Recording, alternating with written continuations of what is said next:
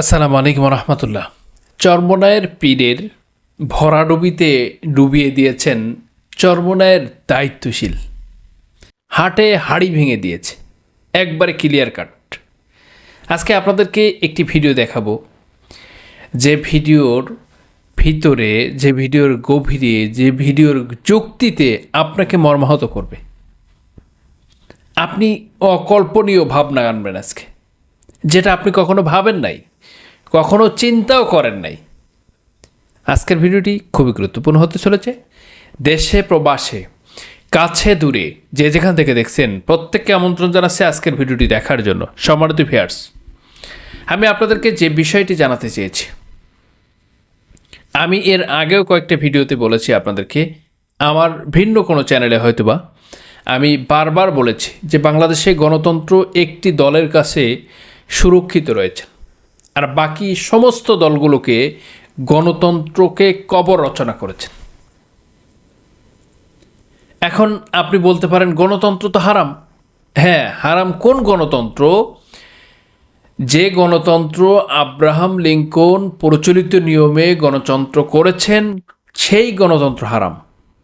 কিন্তু মানুষের অধিকার নিয়ে, মানুষের ইনসাফ নিয়ে, ইসলামের মূল্যবোধ রক্ষার্থে যে সিস্টেমের, যে ভিন্ন মতের যে গণতন্ত্রকে প্রতিষ্ঠিত করেছেন, এটা সাদৃশ্যতাভাবে আমরা এই গণতন্ত্রকে বিশ্বাস করি, এটার উপরে উন্নয়ন করি, এটাকে দেশের ডেভেলপের জন্য কাজ করি, এটা করা যাবে।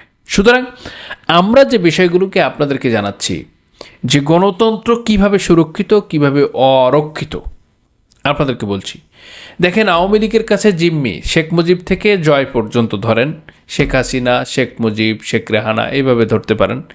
এরপরে খালেদা জিয়া, জিয়াউর রহমান, খালেদা জিয়া, তারেক জিয়া, এরপরে হয়তোবা অন্য তার জোবাইদা রহমান বা তার স্ত্রী আসতে পারে, এটাও আসতে পারে, এটাও জিম্মি পরিবারের উপরে। চরমোনাই পীর ধরবেন? হ্যাঁ ধরেন। মাওলানা পীর সাহেব, ইসাক সাহেব শুরু করেন, ফজলুল করিম বলেন, ফয়জুল করিম বলেন, রিজাউল করিম বলেন, আপনি হিসাব করেন। প্রত্যেকের কাছে পরিবারতন্ত্র। আসুন এরপরে যদি জাতীয় পার্টি ধরেন এরশাদকে, তাহলে হুসাইন মোহাম্মদ এরশাদ, রওশন এরশাদ, তার ভাই কাদের এরশাদ। এই যে পরিবারের উপরে একটি দেশের মানুষকে ঘোল খাওয়ানো হচ্ছে পরিবারতন্ত্রের মধ্যে, ঠিক আজকে চরমোনাই পীরের মুরিদ, এবং চরমোনাই পীরের মুরিদ না, নির্বাচনী কমিটির দায়িত্বশীল, তিনি কি কথাগুলো বললেন, আপনি শুনলে অবাক হয়ে যাবেন। আমি এগুলো বারবার বলেছি, তারপর আজকে তাদের মুখ থেকে শুনে আমি একেবারে হতভম্ব হয়ে গেছি। দেখুন আজকের ভিডিও চিত্র। জামায়াতে ইসলামীতে আমি এমনি আসি নাই, আমি অনেক গবেষণা করে এবং অনেক রিসার্চ করে আমি বর্তমান ইসলামী আন্দোলনের সাধারণ সম্পাদক ছিলাম এবং নির্বাচন পরিচালনা কমিটির সভাপতি ছিলাম। তারপরেও সমস্ত পদ ছেড়ে এবং ত্যাগ করে আজকে একজন সাধারণ সদস্য হিসাবে পূরণ এমনি করি নাই। আমি এটার উপরে, আমার জন্ম 1979-তে, জামায়াতের প্রতিষ্ঠা হলো 1941-এ, কিন্তু 1979 থেকে যখন আবার পুনরায় জামায়াত ইসলাম উত্থান হয়েছে এবং আবার জামায়াত ইসলামের রাজনীতি শুরু হয়েছে, সেইখান থেকে প্রথমেই ছিলেন আব্বাস আলী খান সাহেব 1979 থেকে 92 সাল পর্যন্ত, এবং 1992 থেকে গোলাম আজম সাহেব ছিলেন এবং 2000 সাল পর্যন্ত, এবং 2000 সাল থেকে মাওলানা মতিউর রহমান নিজামী সাহেব 16 সাল পর্যন্ত ছিলেন, এবং 16 সাল থেকে মকবুল আহমেদ সাহেব 2019 সাল পর্যন্ত ছিলেন, এবং বর্তমান আমিরে জামাত ডাক্তার শফিকুর রহমান সাহেব আছেন। এটা হলো কোন পরিবারতন্ত্র রাজনীতি নয়। বাংলাদেশের যারা ইসলামের দোহাই দিয়ে যারা রাজনীতি করতেছে, তারা হলো পরিবারভুক্ত রাজনীতি। এইখানে খেলাফতের রাজনীতির কথা বলা হয়, ইসলামের সঠিক নেতৃত্বের কথা বলা হয়। আজকে যদি আমার পরিবারে আমি যদি প্রধানমন্ত্রী হই, ভবিষ্যৎ হবে আমার সন্তান। কিন্তু জামায়াত ইসলামীর 1979 সাল থেকে আমি গবেষণা করে আমি এবং প্রত্যেকটা জায়গায় আমি পরে দেখেছি, এইখানে কোনো একজন আমিরের সন্তান পুনরায় আমির হতে পারে নাই। শুরা কমিটির মাধ্যমে যেটাকে পরিচালনা করা হয়, নিয়ন্ত্রণ করা হয়, সেটা সাহাবায়ে কেরাম এবং মুহাম্মদুর রাসূলুল্লাহ সাল্লাল্লাহু আলাইহি ওয়াসাল্লামের যুগেও এইভাবেই ইসলাম পরিচালিত হয়েছে। সেইটাকে আমি দেখে আদর্শে, এই জামায়াত ইসলামের আদর্শে আদর্শিত হয়ে আমি আজকে জামায়াত ইসলামে যোগদান করেছি। আমি আজকে আমার নিজেকে অনেক গৌরবান্বিত মনে করতেছি এবং আমি আমাকে অনেক ভাগ্যবান মনে করতেছি, কারণ আমি আজকে একটা সঠিক রাজনীতিকের সাথে হাত মিলিয়ে আমি আমার নিজেকে ধন্য মনে করতেছি।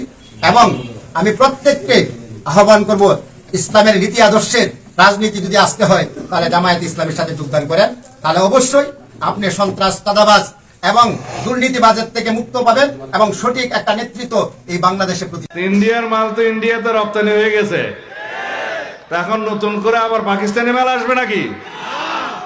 আওয়ামী লীগ হলো মেড ইন ইন্ডিয়া।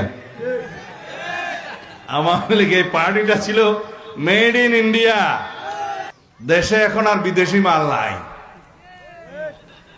বাংলাদেশে একটা আওয়ামী লীগ নামের পার্টি ছিল, এক সময় রাজনৈতিক পার্টি ছিল, পরে এটা মাফিয়া পার্টি হয়েছে, ফেসিবাদী পার্টি হয়েছে, একটা বাংলাদেশের বিপক্ষের শক্তি হিসাবে প্রকাশিত হয়েছে।